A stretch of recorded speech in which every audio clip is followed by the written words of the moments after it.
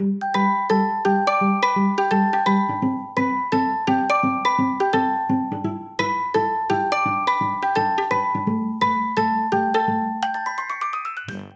feeling seen and appreciated by someone outside your marriage only to realize that it's a wake up call for what's missing at home. Today, we explore why this happens and how to reignite that spark with your spouse. Stay tuned.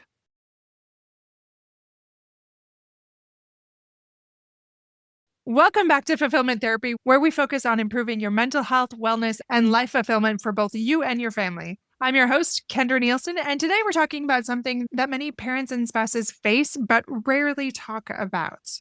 And that's feeling emotionally disconnected in marriage, especially when life feels so overwhelming. I was reminded about this when recently several of my clients came forward and shared this, and you could tell that it was laced with a lot of shame and discomfort. Like they didn't even want to talk about it in session, which is the one place you feel like you could talk about this. But it made me wonder again how much this actually happens in relationships because it's coming up so much in therapy, and those are the ones that actually share it. So the chances are pretty high that this is something that you've experienced before as well.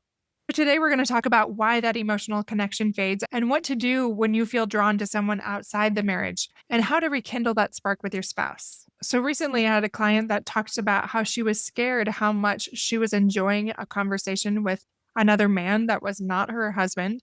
And she said it was so nice to feel seen and appreciated in ways she hadn't felt for years inside of her marriage. She was very embarrassed to tell me these things, but as we explored it and talked about it and took away the shame aspect, but instead focused on why this was coming up and normalized that this happens to a lot of people. In this situation, she hadn't done anything that could be conceived as a sin or being unfaithful or any of those things, but she was starting to notice that she was excited to see this person. She's excited to have those conversations. She even unconsciously was getting ready more in anticipation of seeing him. And once she realized it, she was filled with a lot of embarrassment and that shame.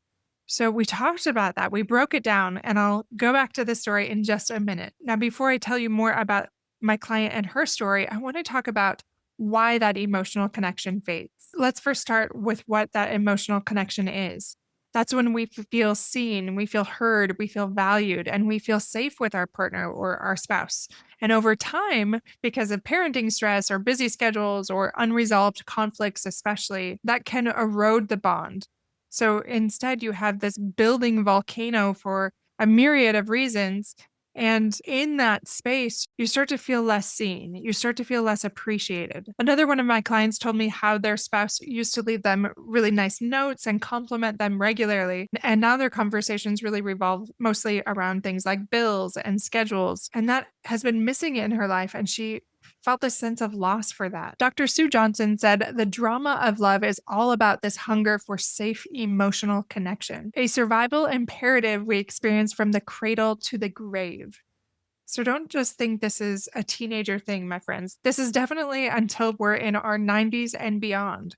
We crave that safe emotional connection, like she was talking about, no matter our age or our maturity or what has or has not happened in our relationship. We want that deeper connection. We want to feel that we matter, and our spouse wants that too. So, is it any wonder that there is this allure when we feel seen by someone else? Maybe it's just been slowly happening over time that we feel less seen and less appreciated at home. And so it's natural to feel drawn to someone who does notice you and your strengths and makes you feel valued instead of accentuating your flaws and being more irritated with you as they know you for years and years. Maybe they're pointing out more of your flaws because that is the thing that's frustrating them. And they do love the good things about you, but over time, those might have become more muted. Now, before you villainize your spouse, look internally too. How much do you help your spouse to feel seen and heard and valued? We all do it. It's that natural breakdown of something unless we are actively building it up. Again, if you feel that allure of feeling seen by someone else, it doesn't mean you want to have an affair. Maybe a few of you may want that, but it just means you're craving that appreciation, and that's normal. I'm not telling you to dive into that more and just rationalize that it's normal, that will likely go down a path that you'll regret. But it is something to be aware of. I had a friend recently tell me that she felt guilty looking forward to conversations with a coworker who complimented her on some of her skills at work. And it was something that her spouse hadn't done in years or even really seen her in that role. And it felt good to be noticed and appreciated. So, because of the complexity of these feelings, it often brings that guilt and that shame that I mentioned, but also highlights that unmet need in your marriage. And that's a step that most people don't realize when they come in and talk to me about it. Instead, they think, oh, does this mean I'm not happy? I'm not enjoying my life. I need to change everything. I need a divorce. I'm a terrible person. I need to go repent. All of these things, like they start to go to worst case scenarios. But we break it down. And what we find pretty much every time is there's a lot of hope in this. It's just information that will help us with those next steps. So maybe in your heart, you're blaming your spouse for not appreciating you more or validating you more or seeing the good in you. Sue Johnson says this about that. Most of the blaming is a desperate attachment cry, a protest against disconnection. So, are you feeling disconnected? And if you are blaming, I'm not saying jump into that blame, but step back from it for a second and recognize that you just want to connect with your spouse again. And there's things that we can do about that. The key here is to rebuild that emotional intimacy. Start small yourself instead of focusing on someone you can't control, focus on your side of the street. And that's by showing appreciation and affection. Compliment your spouse and thank them for something specific they've done and make it sincere and honest. I often get off track with this, so I start to write it in my journal. Just a few things every night that I appreciate about my spouse, and I make an effort to point those things out. And if I'm starting to get off track, that's the time that I need to be more proactive about it. Or I put it down in my habit tracker and I put it in my planner. So it's part of my regular routine. In counseling couples, I often recommend that they share one thing that they appreciate about each other each night before bed. So it's very simple, just takes a couple minutes a day. And over time, this reignites those feelings of gratitude and connection, of feeling seen and heard and valued and appreciated. Now, when you do this, a little disclaimer here, it's important that you put down your phone and look into their eyes and validate any feelings or experience they might be having instead of trying to fix anything. If this becomes more of a conversation or even a side thing, be present, show that you care. Otherwise, these words don't matter very much if your actions aren't showing that you think they matter. I have another quote by Dr. Sue Johnson. She's amazing and she helps couples connect a lot. But she said, a major part of keeping love alive is recognizing moments of connection and holding them up where you can both see them. Isn't that great? So, again, recognizing those moments of connection because they do happen and holding them up where you can both see them. Another thing that I do for my couples is I have this bids worksheet, and I'll try to remember to put that on the website and also in the show notes if you want to check that out. But it's this thing where I have them break down the bids that they want that are very meaningful to them. And then their spouse does the same thing, and they try to do more of those things. And then they track it. So at the end of every day and the end of every week, they share those bids that were meaningful, that they both put in to keep that relationship more alive and to really value each other and put that extra effort into it. And then over a 30-day period, they explore what they liked the most. The other part I like about that is you share what you notice, but then your spouse also adds. I was also really intentional about doing this other thing that I know that you appreciate and is important to you. And when you hear both of those things, it's like that double amount of recognizing, hey, they're really trying here to deepen our connection and our relationship and are putting those deposits into the relationship so that we can deepen our connection. And that really helps the relationship thrive. Now, remember earlier when I talked about resentment? It's also very key here to address that resentment and that hurt.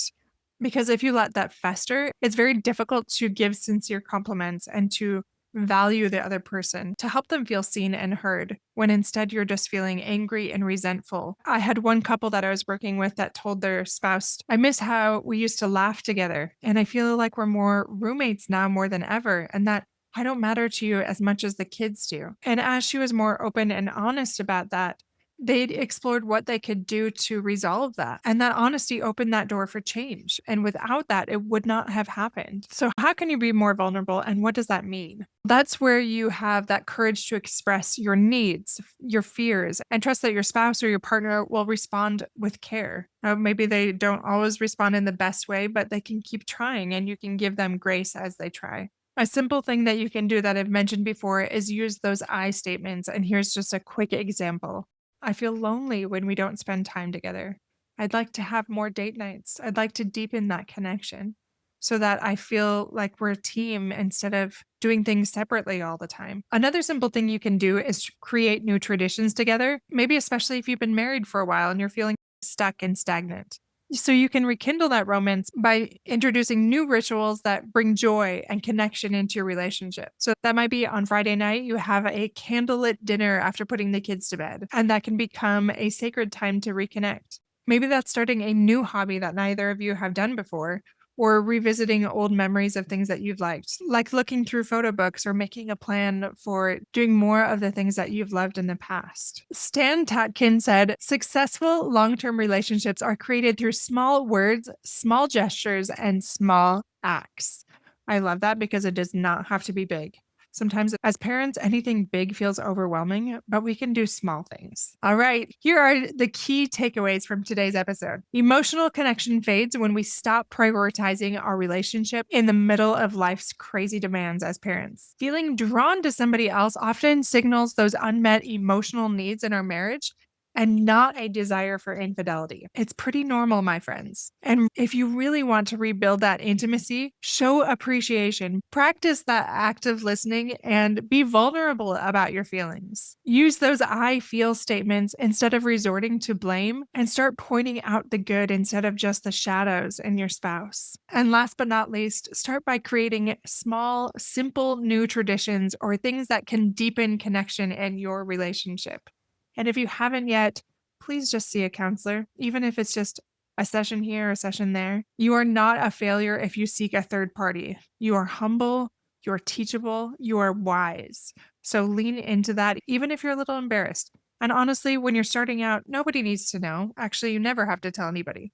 Telehealth makes it so easy. You can schedule a therapist far away from you that you've never met before, will never cross paths with before, and you never have to leave your home. So if you're a little bit sheepish, there's ways around that and you can still get the help that you need. My friends, if you felt connected to somebody outside of your marriage, remember that emotional intimacy is not lost forever. This is somewhat normal, but it does need attention. It does need effort. It's a sign that something is amiss and something needs tweaking to deepen that connection in your relationship instead of creating wedges that could eventually lead somewhere where you do not want it to go. Prioritize reconnecting today because it matters not only for you, but for your kids and future family as well. All right, my friends, that is all I have for today. Don't forget to check out our amazing courses that over deliver 10 times their value on fulfillmenttherapy.org. We have a personal growth course, a marriage course, a parenting course, and 3 courses that will help you launch your own podcast if you want to help others become their best selves as well. So check those out, and we will have some major savings coming soon. So stay tuned for that and sign up for our emails to be one of the first to get that discount. And you can do that on our website as well. Again, all of this will be in the show notes. And we will see you back here in just a few days on Mondays and Thursdays with new episodes. Until then.